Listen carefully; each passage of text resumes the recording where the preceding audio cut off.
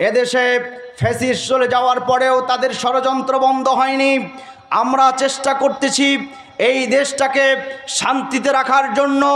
দেশের মানুষ দল মত নির্বিশেষে এক প্ল্যাটফর্মে আসার চেষ্টা করছি।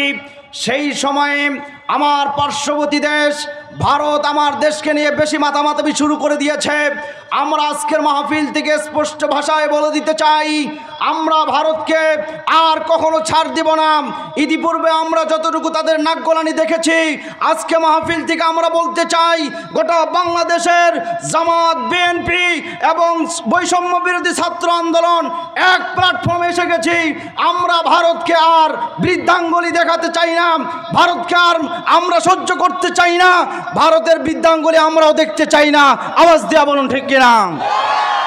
প্রিয় উপস্থিতি, কোরআনের মাহফিল হবে।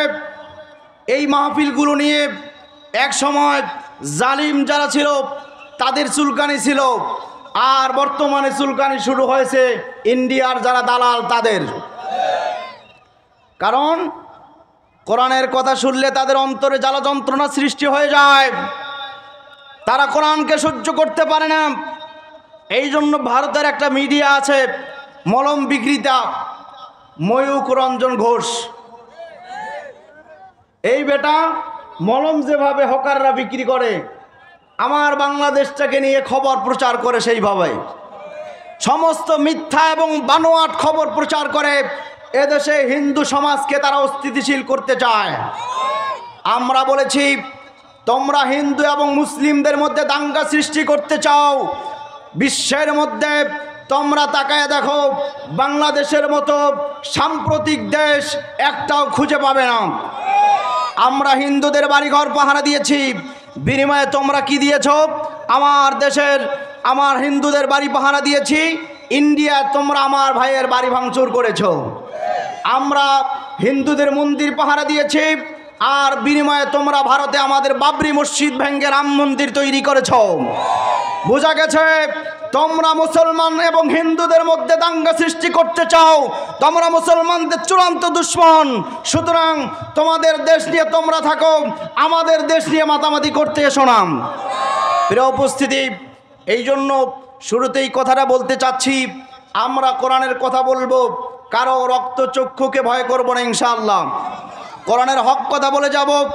যেই কোরআন মানলে পারে আপনার আমার ব্যক্তিগত জীবন, সমাজ জীবন, রাষ্ট্রীয় জীবন সফল হবে। আমরা দুনিয়ায় শান্তি, আখিরাতে মুক্তি পাব। সেই সমাজের সেই কোরআন আমরা সমাজে প্রতিষ্ঠিত করব ইনশাআল্লাহ। প্রিয় ভাইয়েরা, অল্প সময়ই যেহেতু কথা বলবো, ভূমিকা ছাড়াই কথা বলতে চাই। প্রিয় ভাইয়েরা, আমি আপনাদের সামনে দুটি আয়াতে কারিমা তেলাওয়াত করেছি। সূরাতুল আনকাবুত। কোন সূরা? কোন সূরা? আনকাবুত। আনকাবুত শব্দের অর্থ হচ্ছে মাকড়সা। চিল্লায় বলেন কি? মাকড়সা। মাকড়সা তো খুব শক্তিশালী প্রাণী। শক্তিশালী প্রাণী না, দুর্বল প্রাণীদের মধ্যে এটা একটা দুর্বল প্রাণী। হাতির মতো শক্তিশালী নয়, অথচ এই সূরার এই প্রাণীর নামেও আল্লাহ তাআলা সূরা নাজিল করলেন। আল্লাহু আকবার বলেন। এখানে শিক্ষা আছে। শিক্ষাটা কি? আল্লাহ তাআলা বলছে, মাসালুল লাযীনা ইত্তাখাযু মিন দুনিল্লাহি আউলিয়া কামাসালিল আনকাবুত। আল্লাহ রাব্বুল আলামিন বলছে, ও দুনিয়ার মানুষেরা, একটু ভালো করে কান পেতে শুনে নাও। মাসালুল লাযীনা ইত্তাখাযু মিন দুনিল্লাহ, ওই সমস্ত ব্যক্তিদের উদাহরণ দিতে গিয়ে আল্লাহ তাআলা বললেন, মাসালুল লাযীনা ইত্তাখাযু মিন দুনিল্লাহি আউলিয়া কামাসালিল আনকাবুত, যারা আল্লাহ তাআলাকে বাদ দিয়া দুনিয়ার কোন শক্তিকে অভিভাবক হিসাবে গ্রহণ করেছে, ওই ব্যক্তিগুলোর অবস্থা মাকড়সার মতো। কিসের মতো? তার মানে পৃথিবীর যত শক্তি আছে, সমস্ত শক্তিগুলো যদি একত্রিত করা হয়, বলেন তো দেখি আল্লাহর শক্তির এক বিন্দু হতে পারে নাকি? পৃথিবীর সমস্ত শক্তিগুলো পাওয়ারগুলো যদি একদিকে করা হয় আর আমার আল্লাহর পাওয়ারগুলো যদি একদিকে করা হয়, আল্লাহর পাওয়ারের সাথে পৃথিবীবাসীর কোনো পাওয়ার 1 ইঞ্চির সাথে মিল হবে না, 1 বিন্দুর সাথে মিল হবে না।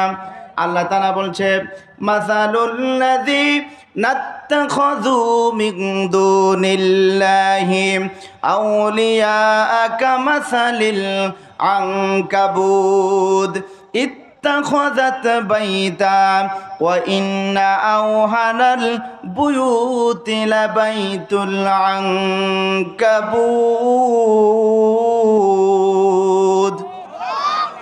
আল্লাহ তাআলা বলছে দুনিয়ার মানুষেরা ভালো করে শোনো, তোমরাও যেমন একটা বাড়ি ঘর তৈরি করো থাকার জন্য, ওই যে ছোট্ট প্রাণী, দুর্বল প্রাণী মাকড়সা, এটাও একটা বাড়ি ঘর তৈরি করে না?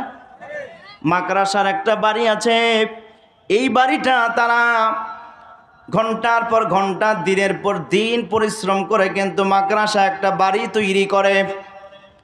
ওই বাড়িটা যদি দুনিয়ার কোনো মানুষ ভাঙতে ইচ্ছুক করে, আপনার বাড়িতে যে সমস্ত দুর্বল একেবারে ছোট্ট শিশু আছে, ওই শিশুও যদি মনে করে আমার এই মাকড়সার বাড়িটাকে ভেঙে দিব, ভাঙতে মোটামুটি 2-3 দিন লাগবে। আপনি যদি ভাঙেন মোটামুটি 1 ঘন্টা লাগবে। আল্লাহ তাআলা বলছে দুনিয়ার মানুষেরা শোনো, ওই যে মাকড়সা তোমরা দেখলাই, মাকড়সাও একটা বাড়ি তৈরি করে, অনেক পরিশ্রম করে বাড়ি তৈরি করে। ওই বাড়িটা ভাঙতে যেমন তোমার কাছে 1 সেকেন্ডের সময় লাগবে না, শুধুমাত্র আঙ্গুল দিয়ে টান দেওয়া দেরি, ওই মাকড়সার বাড়িটা ভাঙতে দেরি হবে না।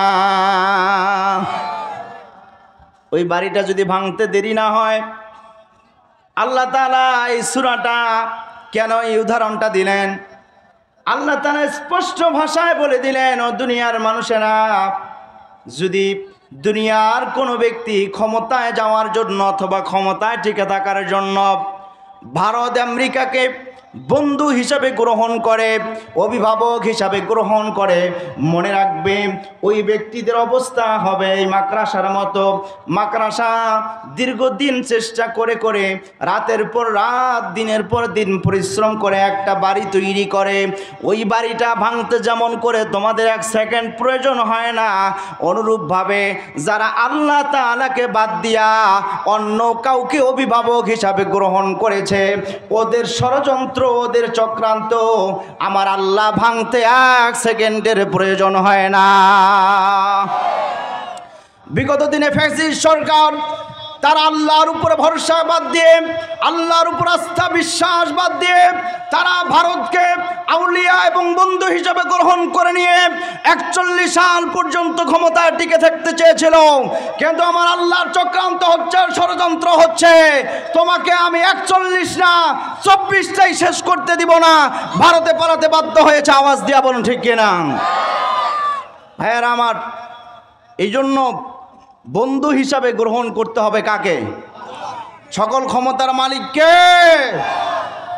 অন্য কাউকে যদি আপনি ক্ষমতার মালিক মনে করেন, বন্ধু মনে করেন, প্রতিবেশীকে যদি বন্ধু মনে করেন যে এর সাথে তাল মিলে চললে ক্ষমতায় বসায়া দিবে, আপনি যদি তাকে অভিভাবক মনে করেন, আল্লাহ তাআলা উদাহরণ দিচ্ছে, এক্সাম্পল দিচ্ছে, তোমাদের অবস্থা ওই মাকড়সার মতোই হবে।